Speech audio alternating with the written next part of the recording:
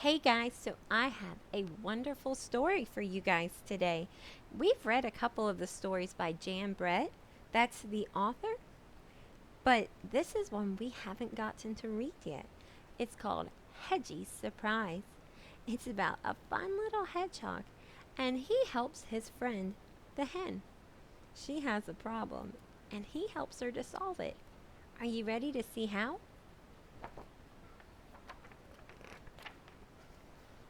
Once there was a speckled hen who laid eggs every day, only to have it taken by little Tomten every morning.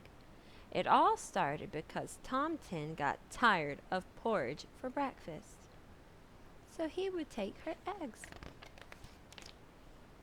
Each morning the rooster crowed as the sun came up, and Henny, who knew that Tomten was on his way, so did little Hedgehog, who lived nearby. The Tomten always called out to her, "Henny, have you got a little yummy for my hungry, hungry tummy?"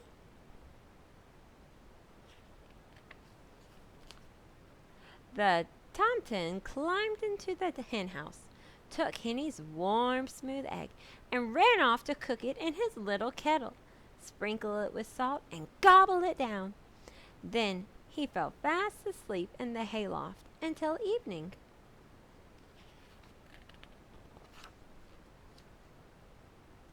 Henny didn't like the Tomten taking her eggs, but she put up with it until one morning when she saw Goosey sail forth, smiling and bowing, with a stream of piping goslings following her. So Tomten was taking Henny's what? He was taking her eggs. And was she happy about it? No. But she said, "Oh well, I'm going to ignore it." Until one day she saw Goosey and all of her goslings. Goslings are babies. So she saw the goose and all the babies. And she said, I'm not happy with this anymore." "Oh my," Henny clucked. "Where did you get all those little ones?" "My eggs are hatching," crooned Goosey. "Here comes the last one now." From that moment on, Henny wanted a brood of peeping chicks of her own. But how could she stop the Tomten from taking her eggs? What do you think she could do? I'm sure you can think of something great. How could she keep her eggs safe?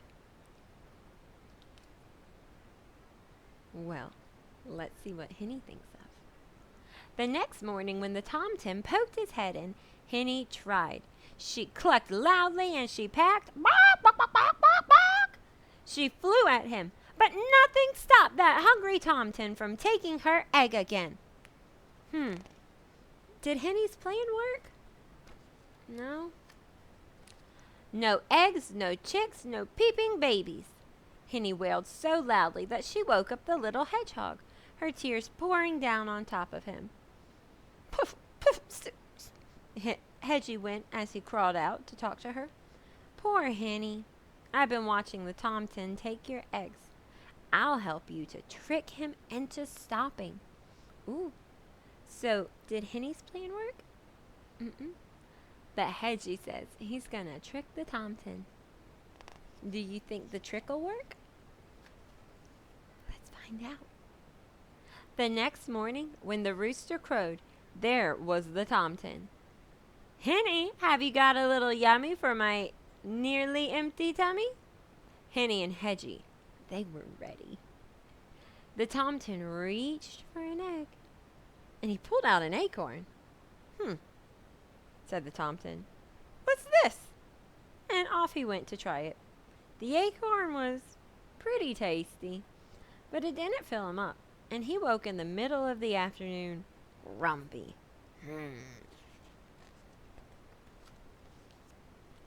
The next time the Tomten arrived looking for an egg, he found a bright red strawberry. It looked bigger than the acorn, so he ran off to cook it. The strawberry was jammy and sweet, but it only filled up the Tomten a little more than the acorn had, and he woke up early. So, what do you think is happening here? Strange things are appearing where Henny's eggs should be. Do you think she laid an acorn and a strawberry? Mm-mm. Who do you think put the acorn and the strawberry there? Do you think it was the Tomten? Do you think it was Henny? Do you think it was Hedgie? I kind of think it was Hedgie. I wonder what he'll put there the next day. The sun had just come up when the Tomten was at the hen house again. His stomach was roaring with hunger. Pushing Henny aside, he grabbed for an egg, only to find a delicious-smelling mushroom. He raced off to cook it, and as scrumptious as it was, he woke up with his little tummy growling for more.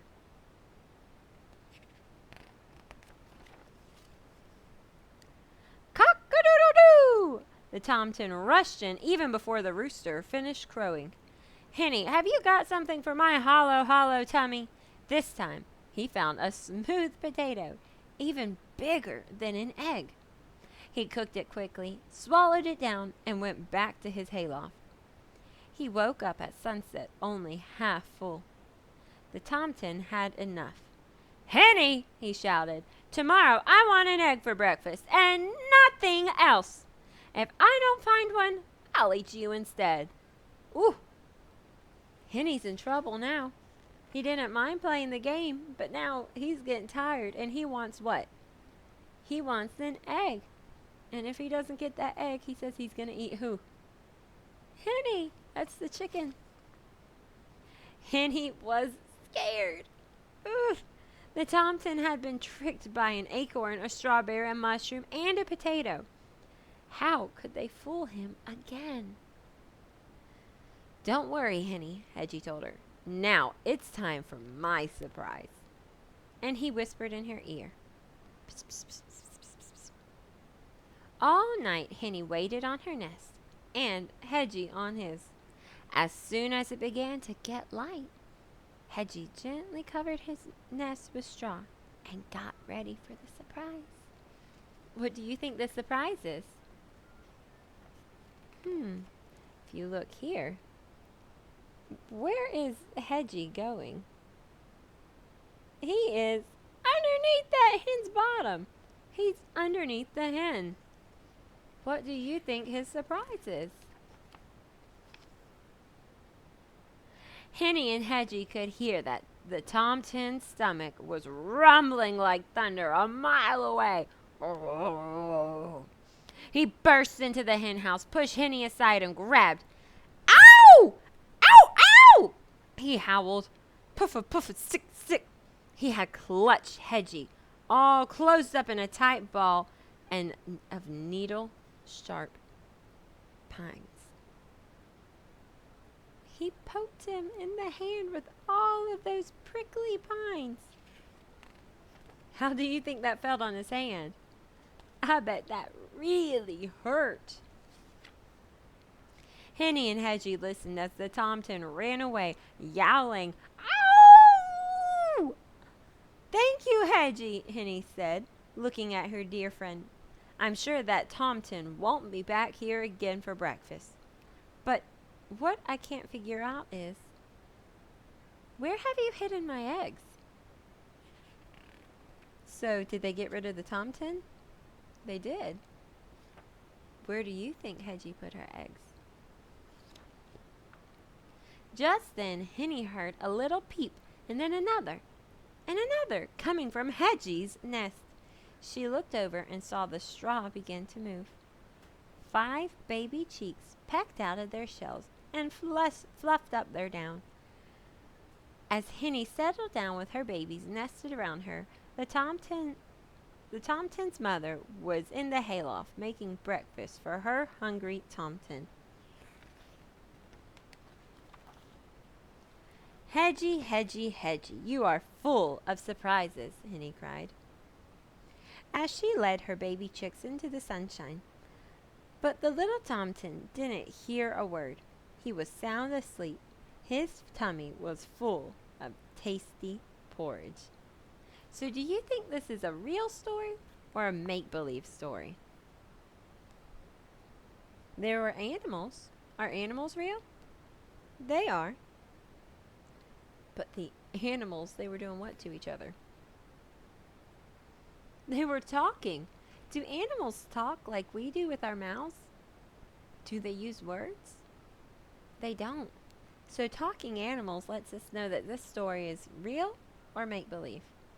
It's make-believe. And what's that fancy word we have for a make-believe story? Remember, there's fiction and non-fiction. Which one means it's make-believe? Fiction, right? Because non-fiction means it's real. So if it's make-believe, it's a fiction story. Now, where do you think this happened? There was a rooster and a hen, and she had a hen house. Looks like all kinds of animals. I see a barn. I see all kinds of crops that they're growing for food back here behind the tom tin. I know it's by a stream. But I can see through some of these pictures. Ooh, they're growing tomatoes too, because there's an empty barrel of tomatoes. To me, it looks like they're on a farm.